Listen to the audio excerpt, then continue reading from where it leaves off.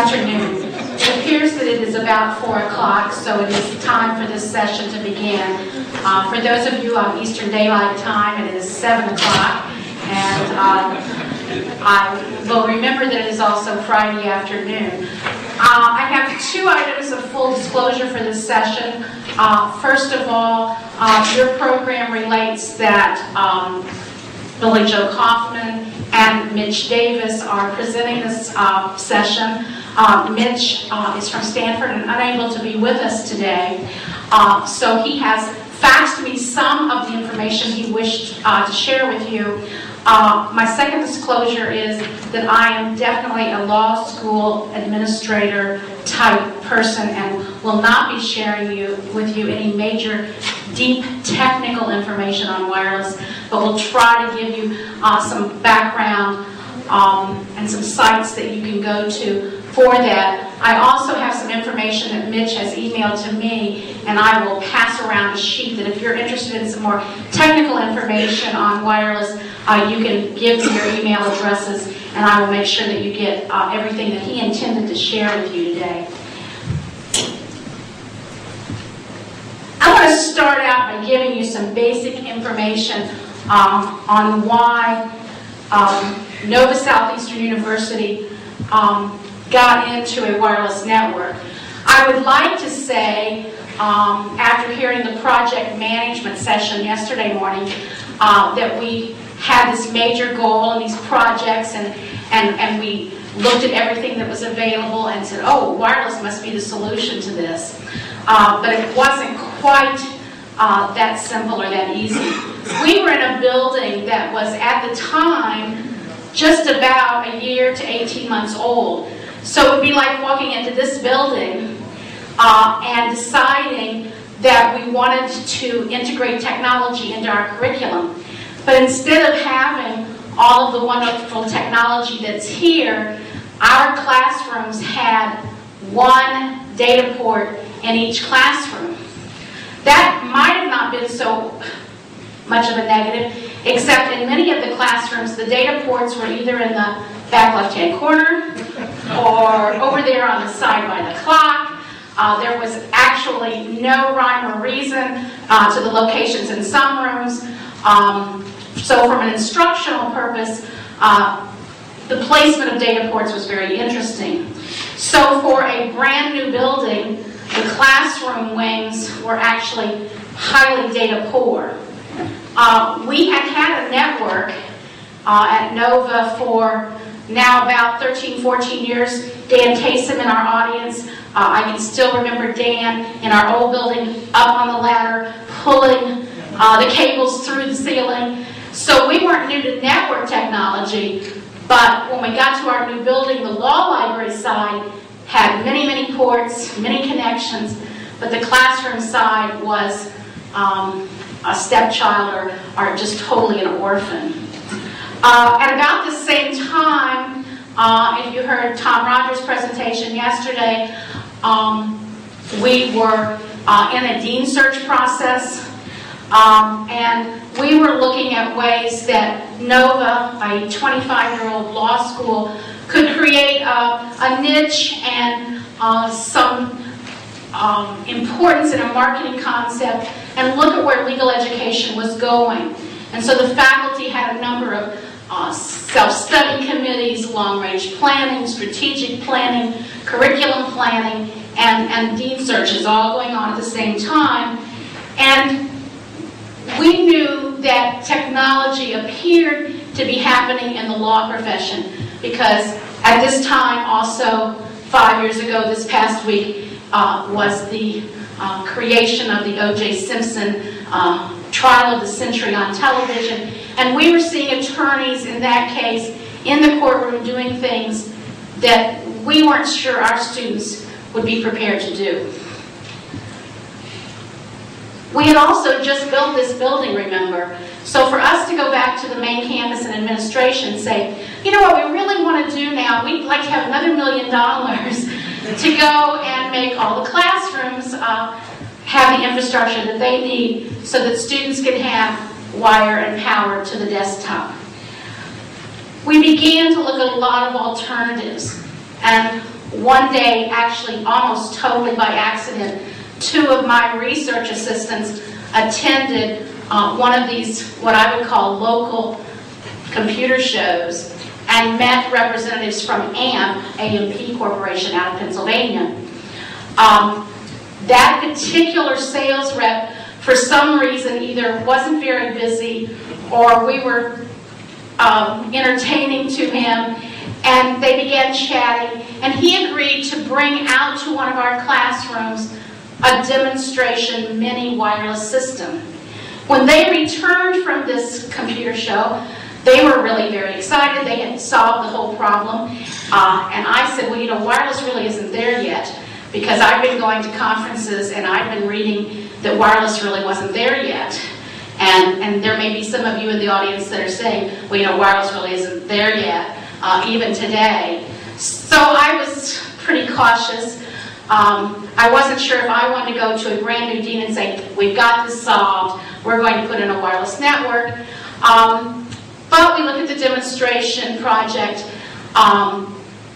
We did that particular setup that day, and then we did a almost full year setup in our International Law Journal office with 5, 6 desktops running, a lot of downloads and graphics, international, domestic, large text volume, draft documents.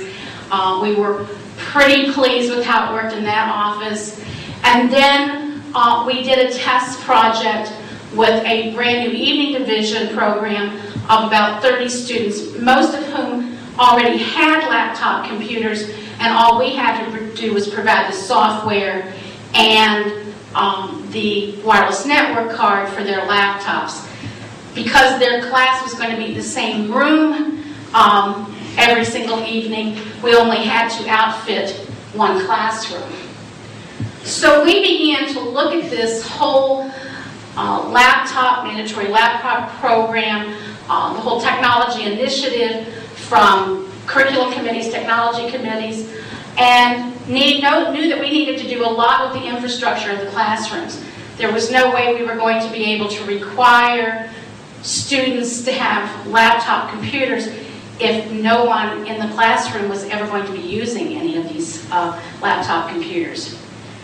We looked at the infrastructure cost, we looked at the labor and the time involved. Another huge problem for us was all of our classrooms are tiered much like this in the concrete tier fashion. The amount of drilling and boring, etc., that would have needed to be done was highly labor intensive, especially expensive. Our building got in just before the ADA requirements, so if we'd gone back to do any kind of renovation, there would have been certain hoops that we probably would have had to jump through under even ADA standards. We also have a time problem. We operate a full summer school, so we only have about a 1-week, 3-week window where we can do anything to classrooms to make any kind of changes, even from cleaning carpets to otherwise. So the time and the labor was a huge, huge consideration for us. So we investigated this wireless technology pretty tenuously. We know, and some information that you should have, is that it's designed to be a flexible data communication system. We have it in extension of our wired network. And I'm often asked questions that lead me to believe that people want to think that you have to choose one or the other. I think if you talk to our network services staff, to me, to our dean, to Tom, who you heard on Thursday, I think you actually probably want a combination. There's going to be certain installations that are perfect for wireless. There's certain installations that are perfect for wired. And a combo has worked out very nicely for us. It may be an alternative network for you, that maybe you have an annex or a wing that you want to extend something to. You may have a building that's under national preservation in some way, or a building that would be difficult to wire because of construction. It uses radio frequency technology. And it transmits and receives that data over the air. So when it's happening, a lot of people say, well, I want to come and see it. That's always very interesting to us because, well, you're always welcome to come and see us, but you're not going to see data running around the air. It allows for great data connectivity and great user mobility. That user mobility I'm going to talk a lot about. While we were doing some of these test and demo projects, I was in my office thinking, boy, I don't know if I want to be the first law school that puts in a wireless network. So we looked at other people that were using wireless. Healthcare, hospitals, labs have been using wireless networks for a very long time. If you have had the unfortunate experience of being in a hospital lately, you'll see people walking around with their laptops, putting your blood pressure in, doing various things so that all that data can go back to your central file. Retail has been using wireless for inventory control, barcoding of shipments and procurement, manufacturing, warehousing. And so academia has gotten into this. Wake Forest, Oklahoma, several major academic institutions, a lot of school districts, high school districts that needed to connect maybe a high school and a junior high building. The future of wireless, the Business Research Group says that there's going to be a six-fold expansion of the worldwide wireless LAN network by the year 2000, reaching over $2 billion in revenue. I don't know if that's stock information that you should run out to E-Trade and find those various companies and do a little trading. But I think that's true. It was verified for me this morning when I got my USA Today money, June 18th. 3Com will announce today that it is launching a venture called Open Sky, which will provide wireless internet access, email, and other services to laptops and handheld devices. Open Sky will be compatible with other devices. I didn't call USA Today and say, you know, I'm doing this presentation. It'd be really helpful if you could make it sound more real. Information trying to see what this is from. Information Week, this was sent to me by Mitch Davis in their article of June 7th, wireless networking. New standards are making wireless network much easier to set up and use, and they cost less now too. So this is an article that you might want to refer to in the June 7th Information Week online edition, Wireless Networking by Logan Harbaugh. This is not a relative, I don't think, to Dean Harbaugh, but we may have to check that out. Why do you go with wireless? Well, one is you're trying to share network and clear information without plugging in. That was really our goal in the classroom.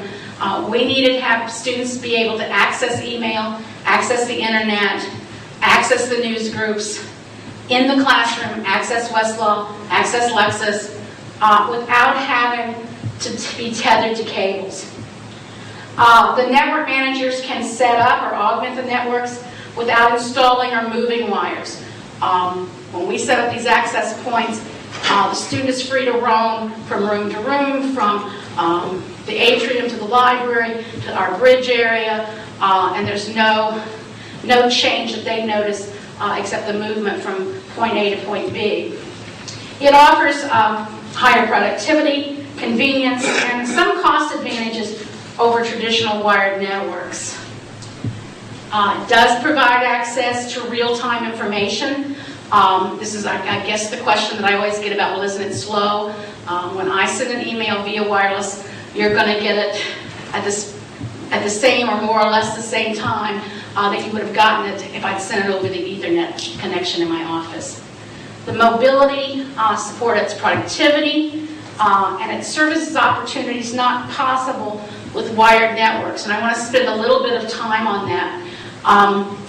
Librarian and library administrators are notorious in the ABA report for not only needing to count, but always counting and recounting where our chairs are, It's important of how many chairs we have, both with the ABA and AALS. This is really not too much of a concern to me anymore because the students can access many of the legal materials that they need literally from any place in our building and really within 10 feet outside. So that ability to access wherever they are, I'm not sure what chairs I'm supposed to count. Am I only supposed to count the ones that are directly inside my library walls? Or can I count any place you can get to the card catalog? Any place that you can sit down and access the Matthew Bender products? Any place that you can access Westlaw? It's pretty fast and easy to install a wireless network. We made our decision, we did our cost study, we did the site surveys. You're not up on ladders and pulling cable through walls and ceilings and drilling, and it's a much simpler process. Usually can be accomplished in less than 5 days. We did ours over a long weekend, and it can go where wire can't go because the wireless access points really only have to go back to your hub and base infrastructure. Now, I've given this talk and I've had people call me, and I do want to make it very clear that you have to have some base infrastructure. You can't have a wireless network without some base infrastructure in your building because it has to be connected to something. So if your own network infrastructure now is weak, it would have to be upgraded to accept whatever you want your wireless network. It's not going to make your wireless network better because you've now put wireless on it. So you have to have a base infrastructure to connect to. There were pretty much minimal infrastructure costs. The life cycle cost, there's very little maintenance, very little upgrade. We really have done no extra expenditure beyond our original expenditures, with the exception of one kind of maintenance check, troubleshooting check about a year ago.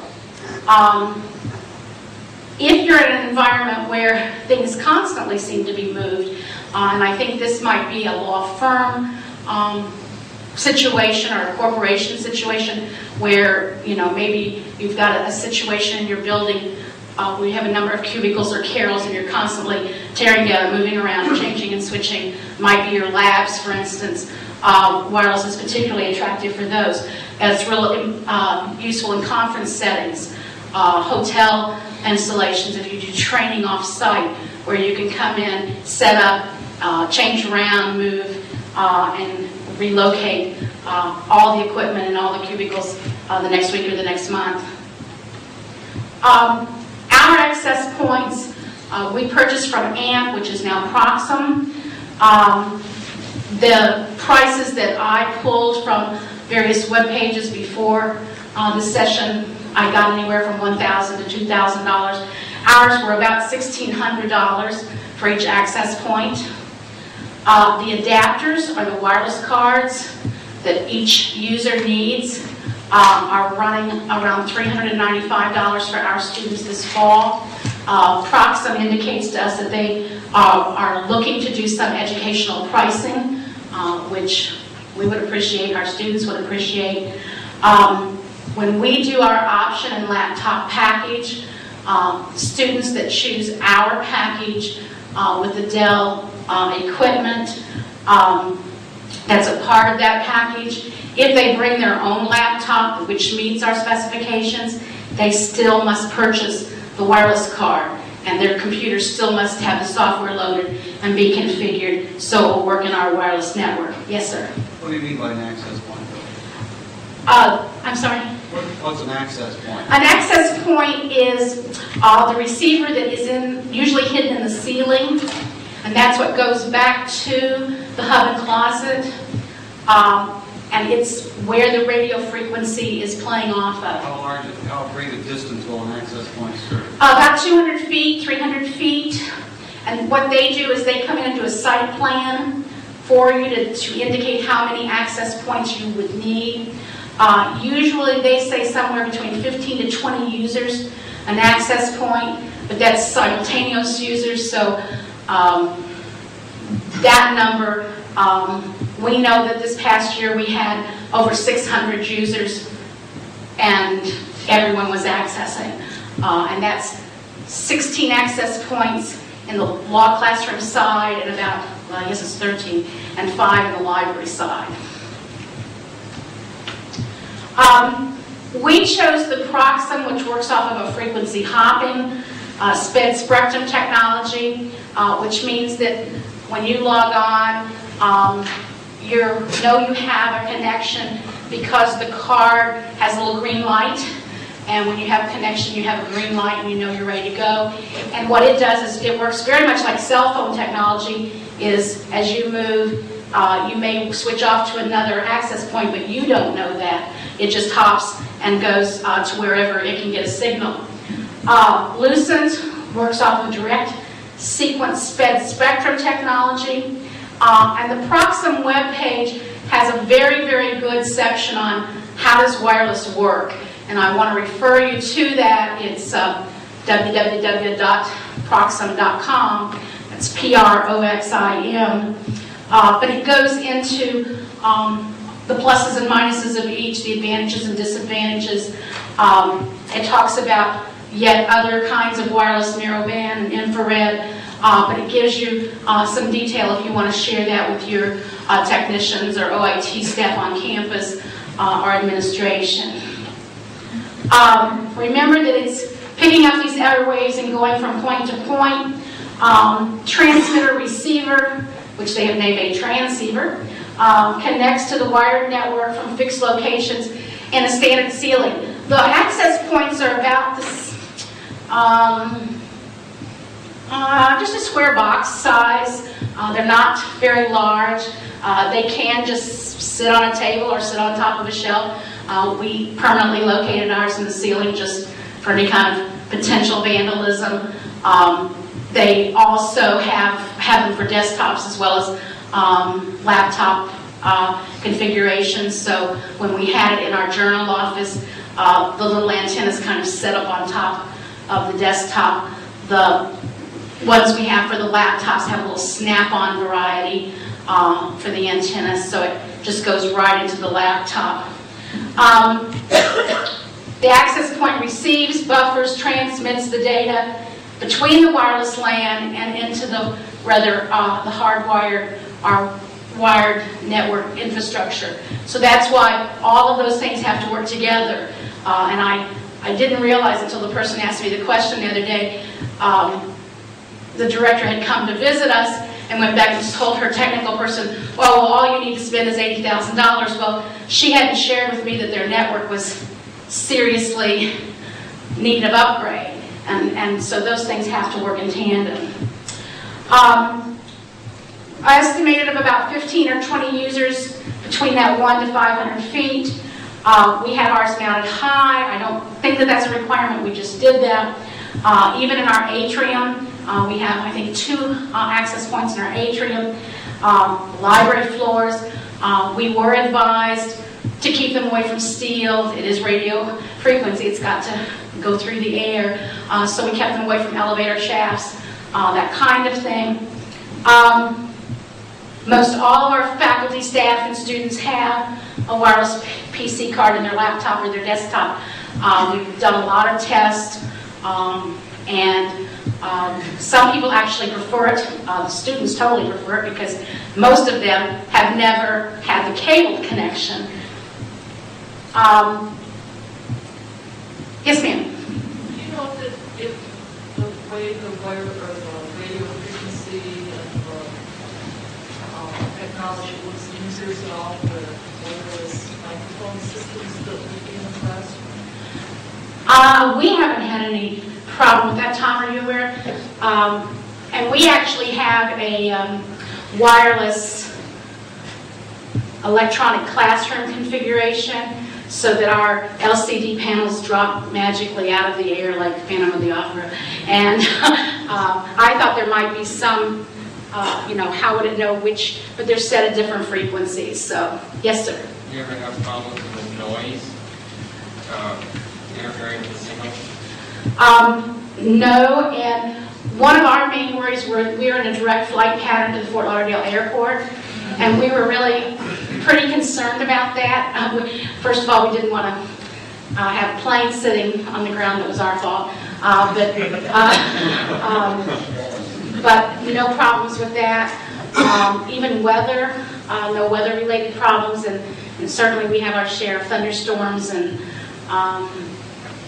we do ping tests. I think the network administrator does those usually once a week. That was very regular when we first did it. I'm not sure that every week that happens now. Usually only happens if there's a reported problem.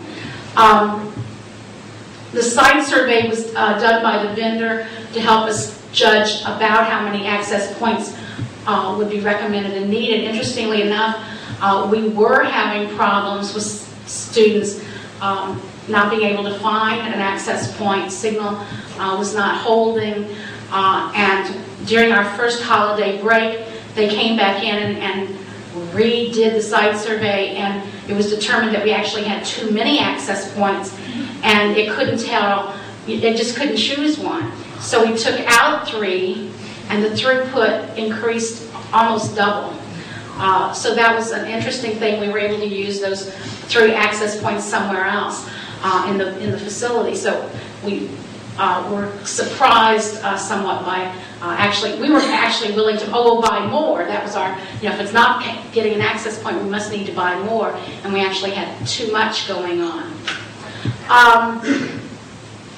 The roaming is really useful. The students logged on, has a case on Westlaw, or they have their web page of a faculty member up. They can be logged on and go right directly to the faculty member's office without shutting down, without turning off. They just take their laptop and go.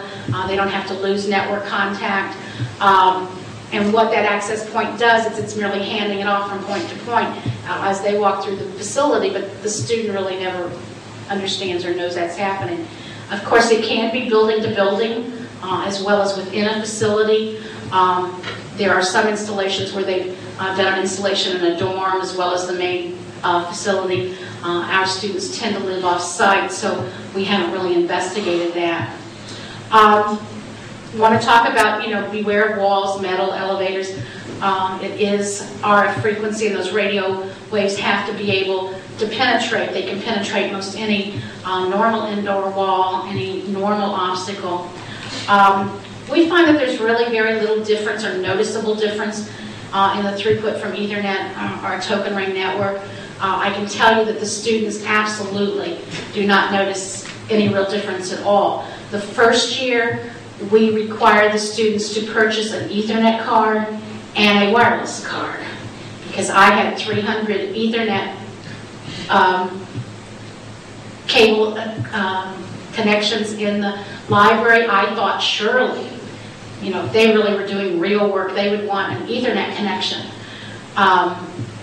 That's too much trouble. You have to change cards, you have to plug in, you can't move around. Students didn't want any part of that. So the second year, we no longer require the Ethernet card. The students are totally committed to wireless. You have to remember that they don't know any difference because for most of them, this is their first experience with network environment at all. It handles most of our applications fine: email, database access, internet access. Most law students don't do a lot of major document exchange, but those that do, it handles it without any difficulty at all. Keep in mind that for those of us who thought this was new technology, military had been using this for over 50 years. They just hadn't alerted us about it. It's far more robust than a cellular phone connection, which I've had 2 calls drop since I've been here. There are industry standards that have come out, and some of the information that I'll be happy to email you from Mitch is particularly important with the new IEE standards, and those are coming fast and furious.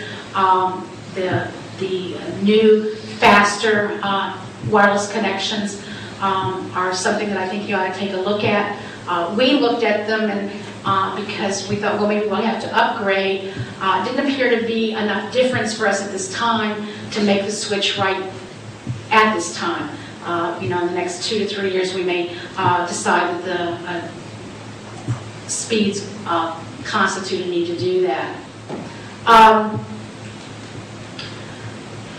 A lot of people ask us about security. The same protocols that happen with the base network it connects back to are in place, so we've never had security differences. It's very difficult for unintended receivers to listen in on wireless LAN traffic because of the way they're set to a specific setting. There's a lot of complex encryption that is a part of the design, and the users have passwords that they log onto the wireless network, just as they don't know that they're logging onto wireless versus the regular network. It happens independently of that.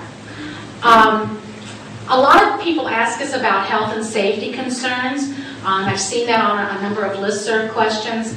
Output power of the wireless LAN is very low. It's much less than a handheld cellular phone. The radio waves fade fast over the distance. There's very little exposure. They meet government standards. One of the articles that Mitch had wished to share with you was an article talking about radio frequency technology. It's very highly regulated and safe. Wireless receivers, transmitters, bridgers, and routers emit radio frequency and electromagnetic energy. They operate in the radio frequency range of 915 megahertz to the 5.4 gigahertz range. They have all been and will continue to be concerns about the radio waves in our daily life, but these meet standards set by the FCC, the scientific committees, American National Standards of ANSI, and the Institute of Electrical and Electronics Engineers. There's been over 40 years of radio research on the radio frequency technology, and it's believed to be very, very safe. So as I see those things on this listserv, I always send articles like that because I know health concerns for users just is always something that people are interested in, and I suspect that it's not any different than those of us who have circulation access systems and those kinds of things.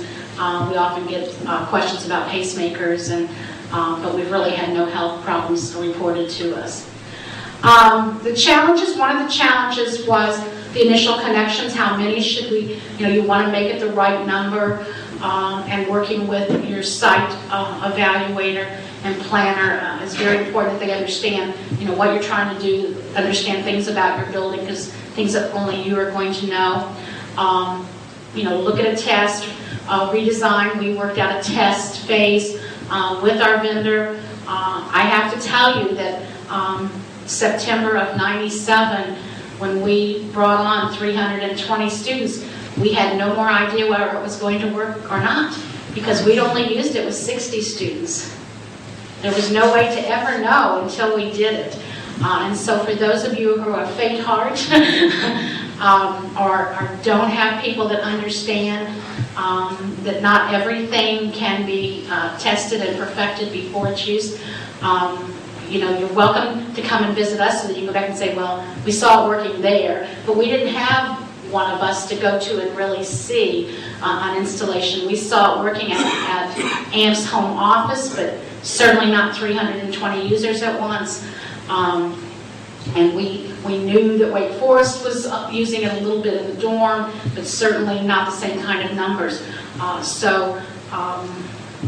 Until they logged on, we really didn't know. One of the initial problems that we had, we anticipated that everyone would come into the class and they'd walk in at different times and they would just bring up their laptop and log on.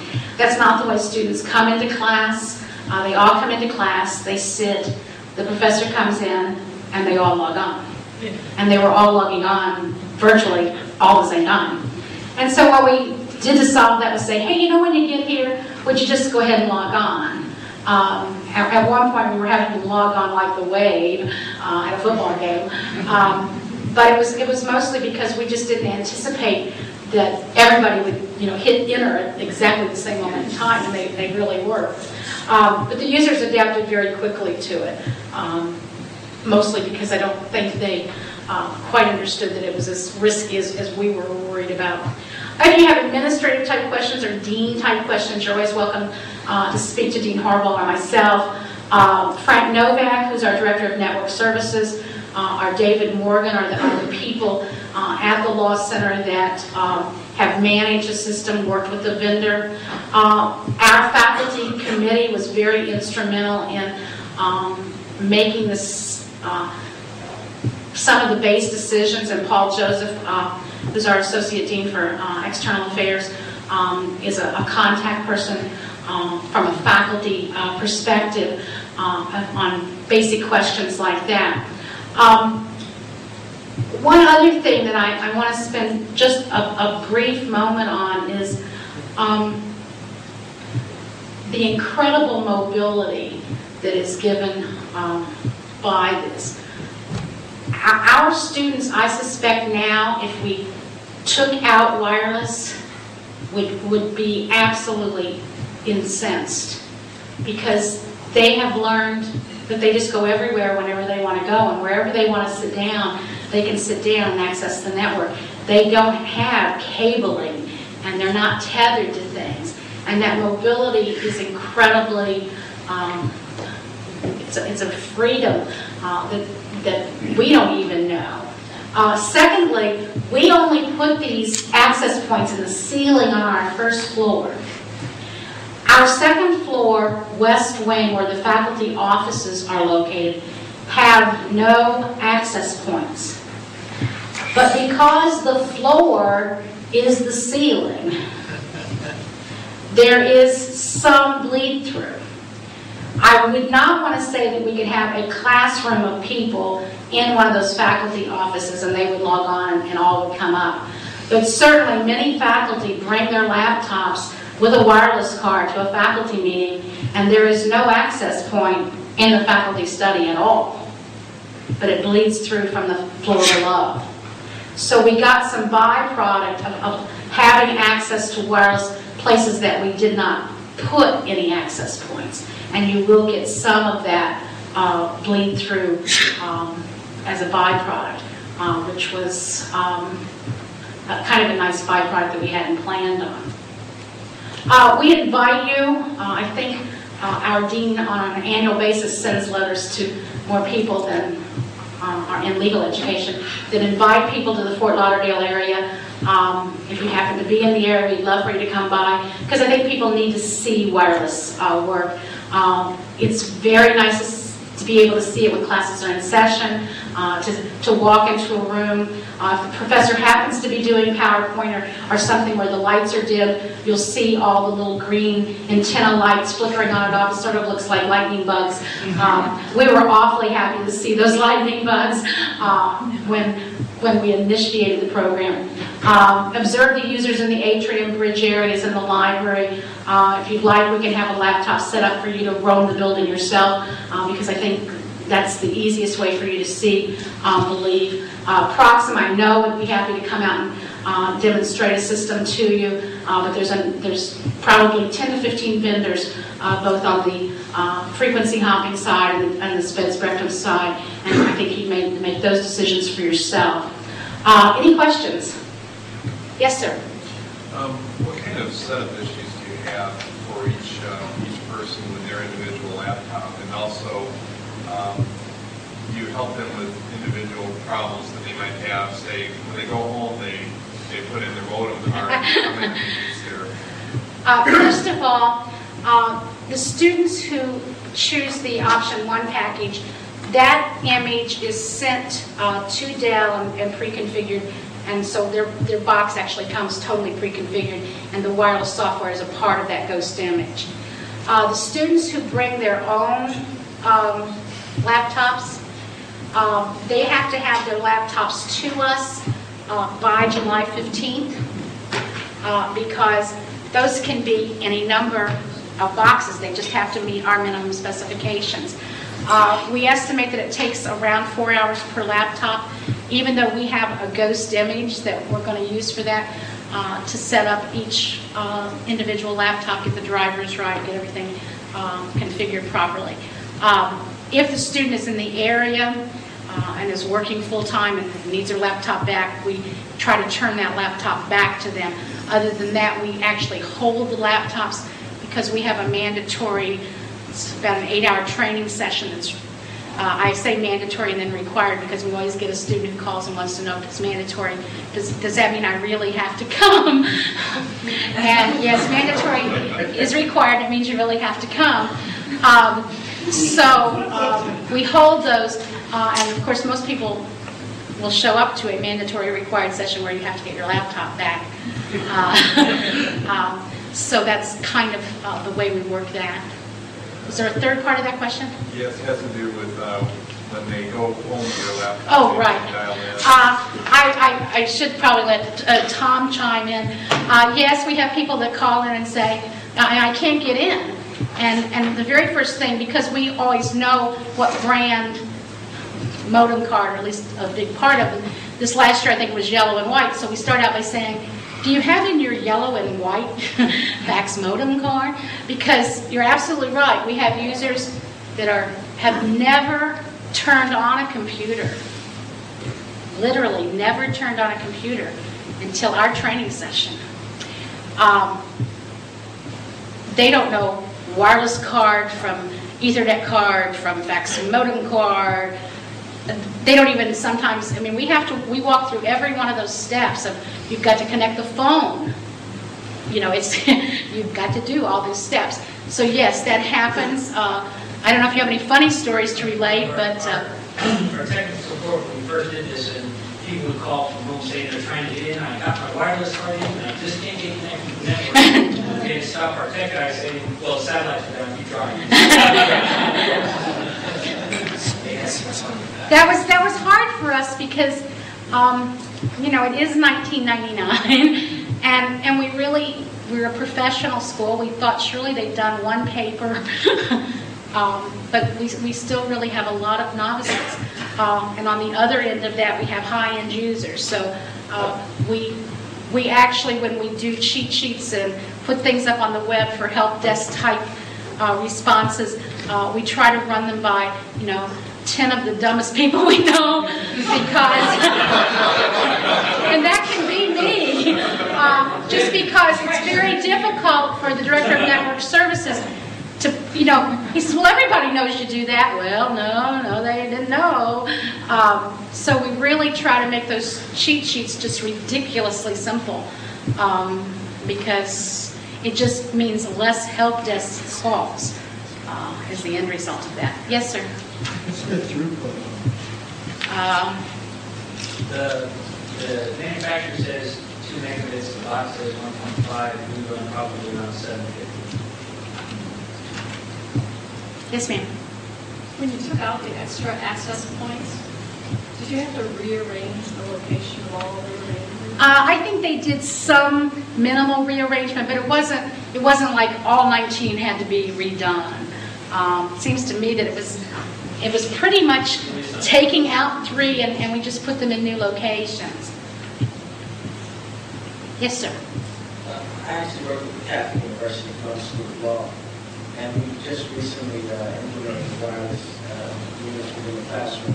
The organization we went with is JVC, and they put these little satellite units in the classroom, and we're using the little infrared node locators on each end of the desk, which allows every segment of the classroom to be connected. Using our existing wiring structure, Carol's in the tabletops like you have, we offer students the combo cards, the Ethernet hardwired connection, so they can go anywhere in the law school building and connect it to a port, and they can have the wireless connectivity that way.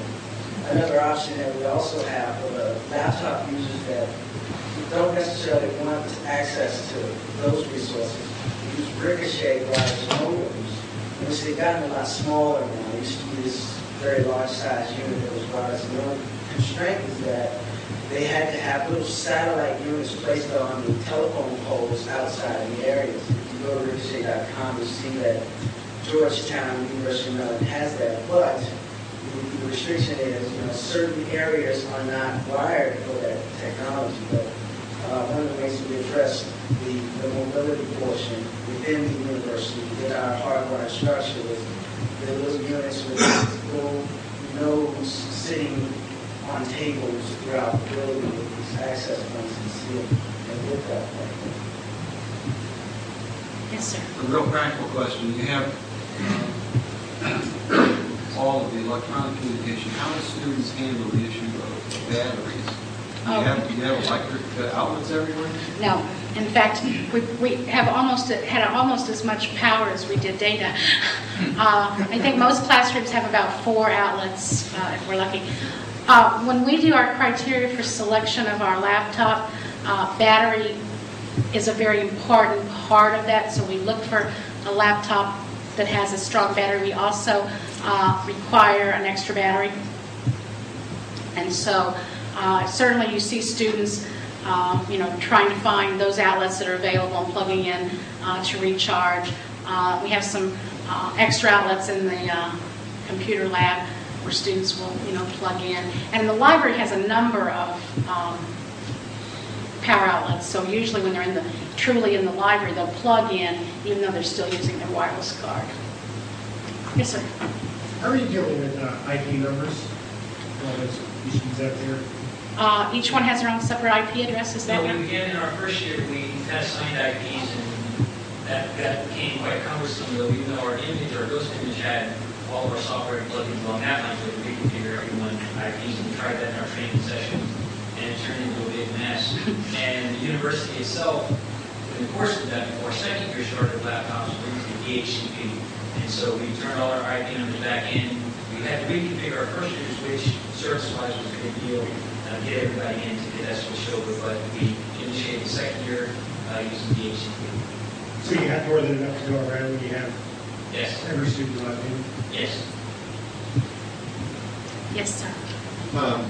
What was the thing with the everyone logging at the same time in the classroom in public? Why is that? It would just happen that they literally would almost all hit the enter button at the same time, and if you had a class of 80, it's only going to handle 15 to 20, and it couldn't go to that next transceiver because it was jammed at the first transceiver, and that doesn't really happen anymore. Yeah, that was really during training. That's really our fault, because what we would do is we asked all the users to do something at once. That was really during our first training session. There's lots, and really in the class time, everyone chatters before class, and when the professor comes in, everyone kind of falls into it. But even that's not so bad. What was really a problem was during training. We said, now everybody click on this. Everybody do that. Then that's when we found in the room 8085 that it was too much, because everybody was accessing the exact same resource at the exact same time. And it was really a function of the web server. It was a function of the wireless, the demand, the throughput on the wireless, in the same exact moment. Well, what we found is we just said, we had a room that was divided similar to this in 3 sections. We said, in this section now, before we walk over to this intersection, go ahead. So it wasn't a long way, it was just a couple of seconds between having 70 people all hit the ether keys. But if you were doing like some kind of, the instructor's doing some kind of a wired presentation and you want the class to follow along. It's never a problem. I teach advanced legal research, and I'm often saying, okay, let's all go to, XYZ website. It's never a problem. Makes sense. Is that because they're still doing the section first and section? Well, no, it's because when we do something like that, people typing it in different, somebody's not listening, somebody's on the ESPN sports page, yes? You said you have extra power outlets in the lab. I'm curious as to what else you have in the lab. I'm sorry? Well, what do you have in the lab with everyone carrying a laptop? Well, the lab still has its desktops. I guess we have about 16, totally normal. It looks like a normal lab to you when you walk in. But we did add extra power outlets, just if a student wanted to drop off their laptop while they were eating lunch and, be able to plug it in to recharge their battery. Are those 16 computers used by people who left their laptop at home that day, people whose laptop is in the shop? I'm trying to... Oh, why we have the lab at all? Oh, well, first of all, that lab, up until like this year, we still had students that weren't part of the mandatory program. So that lab was for those people. It's also for training for staff, faculty, secretaries. We do a lot of training. We teach a web course 101 if they want to learn how to design their own web pages, and some of those real training type things. It's nice if they're just all on the same page at the same time, and we use the lab for that. We're over the summer going to really be redeploying our lab, and it's going to become much smaller because this fall everybody will have laptops with a distinct, very few numbers in our evening division. So we're going to kind of change that around a little bit, and there'll probably be only about 6 or 8 desktops that will be left just for true lab type training. It's also important that we do computer exams as well. The students have the option to take their exams on computers, which we lot of using examination software, which talks about all the resources. Really, it's just a typewriter. And for exam purposes, some people are more comfortable on a full-size keyboard and a full-size monitor. And they'll take a laptop to class and all of that, but when it comes to exam time, the cold rate is one thing, nothing beats the full size. So it's a convenience to go on. Lab over. Yes, ma'am. Has having a wireless network changed the perception of your faculty, and are they required to have laptops, or do they anyway? When we started the program, we thought it was very important that all faculty have the same equipment as the students. So all faculty have laptops. They have docking stations and monitors and full-size keyboards. Many have taken their faculty allotment and gotten a docking station for home. We were running into this, they had a desktop at school, they had a desktop at home. It was getting pretty complicated. Some faculty, take their laptop to class. It's a part of their instruction. They're very much into using the classroom. Others probably haven't even used their laptop, but they also hadn't used their desktop for whatever reason that is. But we thought it was very important that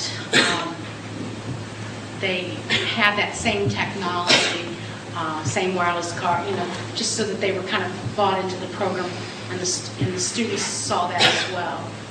I have kind of a follow-up question. Okay. What has happened to printing? Do students do less printing now because they have access, or? I don't know. Printing has not decreased in any way. I don't know that it's increased because we seem to always, we're like printing everything under the sun. We are looking at printing. Currently, our main university campus, the OIT department, really does not want to charge for printing, and that makes it very difficult for us to charge for printing. But I can't say that we're not looking at charging for printing and at limiting printing and working out, so many free copies per semester. We have, I think, incredible abuse, and mostly it's not even so much from their laptop as, it's just Westlaw and Lexis abuse. I don't think any of us can say that somebody hasn't printed out Title 42 of the U.S. Code, or, 400 ALR articles, and you think, why would you ever do that? Part of that, I'm often told that's because they're not trained how to print. I'm not convinced that that's the reason, but I know that a number of schools have been very successful with printing and charging, and I do notice that our new purchasing manager for the university has put all printing paper now on one line item, because we've been telling him for a long time if you could get printing under control, there'd be all this money. And we were hoping that could kind of work back up to OIT, because that's pretty much what we haven't. We were going to institute printing charges, then leave for a year. Come back when everybody was used to it. Yes, ma'am? This is a printing one. How do they print? Do they have to plug in smart print? We do have some, I know we have purchased this summer an infrared printer because the later Dells have an infrared capability. But they plug in, some of them, they can access, it's a network resource, it's network wireless, so any network resource is though just your name here, so they can just send the printer. In fact, they do that, they print while they're in class. Most of them don't pick it up afterwards, but we also, like Chris Kaufman said, we just installed an infrared printer, so you can come by, stand there, zap it in there. And we also, prior to this, had just a printer that had nothing but cord dangling, where you came by and slap your printer in there, but we do find that the wireless network is popular. Just some yes, sir. To add to that, one of the things that we did also was infrared technology, wireless technology. We took a card, and whenever there's a class or training session and there's a printer needed, we added one of these little units to that printer with the Jet Direct card, and we connect the hardware connected to the network as a node, so that you print to a queue and then assign that queue to a certain printer, and that printer can be moved anywhere in the building, of course, with the units connecting. What is your tuition? Tuition is a little less than $20,000. That includes the price of the laptop? No. And that laptop, if they choose our option 1 this year, that's $3,200. That's spread over first and second semester, first year only. It's added to their base tuition, but it is covered through financial aid. Yeah, I wanted after Monday, I kept having people come up to me and say, you just must have incredible money, and I don't think, I think we could go pull the ABA stats. Nova does not have any incredible money. We're maybe using it differently in some respects, but tuition, we're trying desperately to keep tuition under $20,000. Just a power question. So you don't feel, I mean, as long as you're requiring students to have the extra battery, that it hasn't come up as a problem, or I mean, it's maybe you're kind of pondering the costs of having I think we are looking at a clinic, quote-unquote, wing construction in the next couple of years. I think at some point, if money's become available, that we might certainly run power and data to the desktop, in the main building when we do that building, because certainly we would love for people to be able, to plug in. I don't know that we probably wouldn't spec the extra battery, then, but we have so many students that sit like in our atrium and places where electric would still be a problem, that they really like those areas. So we certainly have to do much more education about, remember your battery only lasts this length of time. But I do hope someday we're able, to do power and data to the desktop in all the classrooms, particularly the power. When you do power, I'm sure we're going to do data because it would just be part of that project. Yeah. What's the faculty's role in the decision to go wireless and have a laptop? Is this purely administrative? The whole wireless question was totally administrative. What about the mandatory laptop aspect? The faculty's role in that is there is a faculty library and technology committee. They do view the vendors each year. They work with the criteria. They test the machines. But the final decision is based on our technology development manager's recommendation to myself and the dean, and we really make the final choice. This year was a little different. The faculty really liked the Dell Latitude model that we had last year, and they really wanted us just to skip the whole process and just, let's just go with the same laptop. But we really went through the same, all of the same hoops, because we had promised the students that we would always look at it fresh each year, and we promised the vendors that in our partnerships with them. So we felt kind of committed to that. And it does make you really look at the pricing and really look at the comparison. The faculty doesn't mind the laptops in the classroom. Faculty have had problems with that. You mentioned before students do email in the classroom. Well, I don't know if they mind. I know I teach differently. I walk around the room a lot more. I don't think really, I'm always kind of humored by these articles of people being worried that somebody's on ESPN. I I suspect that student wasn't engaged before. I do know that when I was in law school, which isn't that many years ago, people were doing tic-tac-toe, they were writing notes. It might have been with paper rather than electronically, but I think you're fooling yourself if you think that bringing a piece of technology in has changed everyone's attention to what great case analysis is being made. But I do walk around a lot more. I pretty much operate from a humor standpoint, you know, who's winning that game, or gee, I didn't know that site was available, and it normally stops it. So I certainly am more proactive in that way. Do you find that the students are using the laptops to maximum? Are they taking notes on them, or just Some students take notes on them. Some students share their outlines on them. I had a student last summer do an electronic pathfinder that was accepted to be posted on the Yale University Project Diana human rights page. It's a really incredible piece of work. Every single link, everything he cited to is hot, and so when you go to something, you go directly to that off the internet. People are doing some really wonderful work. I don't know that it's technology. I know the students spent 80 hours on my Pathfinder, which I would have never required. But he got into his topic. He got into the way he was doing that topic. Tom, you know other instances of student work that... Certainly, what amazes us most is this last go-around, this last semester, when the students did their mock trials for a trial ad, they were making AV requests. They wanted projectors, they wanted monitors, and these weren't, we have plans in the student body that we work with. These were coming out of the blue. They were showing up at our offices. Our tech to scan materials instead of a copy of the check, which we're going to discuss the signature on, or the endorsement on. They were scanning it and blowing it up, and instead of running the keynotes, they were putting it in PowerPoint. I taught 13 classes of PowerPoint this spring. It was required for all the negotiation classes.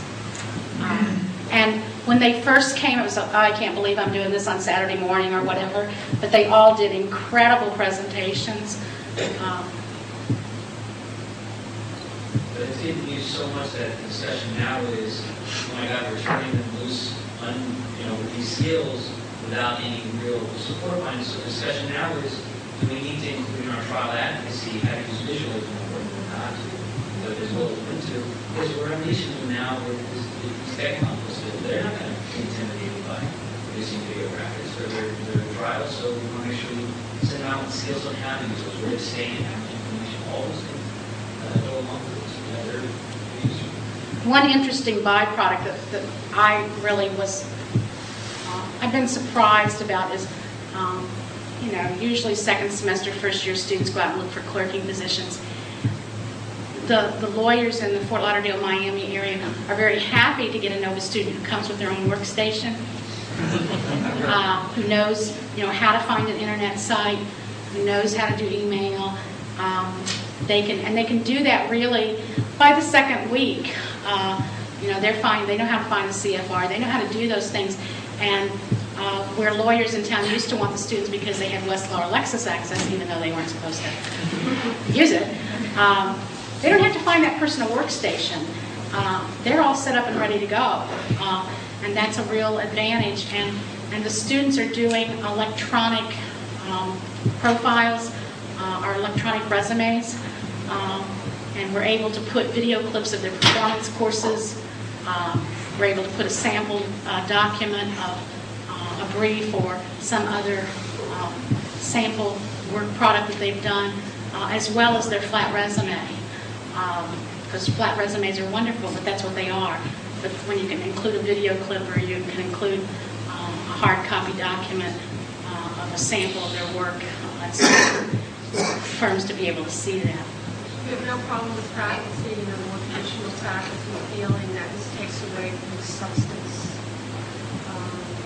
that they're maybe putting more time into learning this sort of thing, less time into the case of preparing the traditional grade class? If we did have problems in having faculty that's your faculty lets you come in and incorporate technology without putting you through the paces without making sure what you're doing has to use the purpose, then your faculty systems will go. So absolutely be able to go back and this exchange for being that. Because by the time we get something implemented, we haven't used it, we don't have to talk about it. Then we have a lot of the full rank of you guys can do it. And some, it's not forced upon anyone, really at all.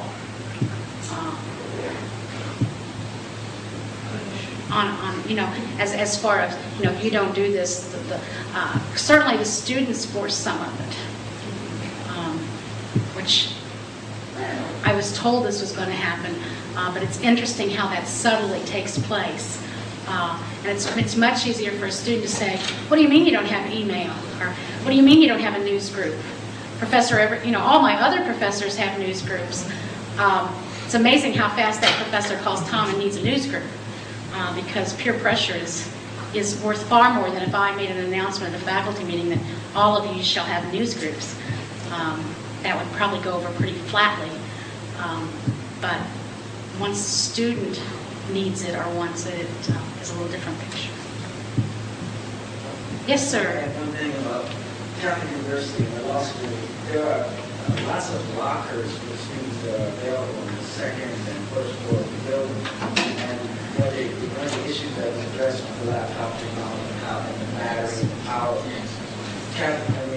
The law school has a lot of social events where students get together and mingle for whatever reasons, and during that time they take their laptops and put in their lockers and their power plugs in the lockers so they can charge batteries up to the next class, the next session.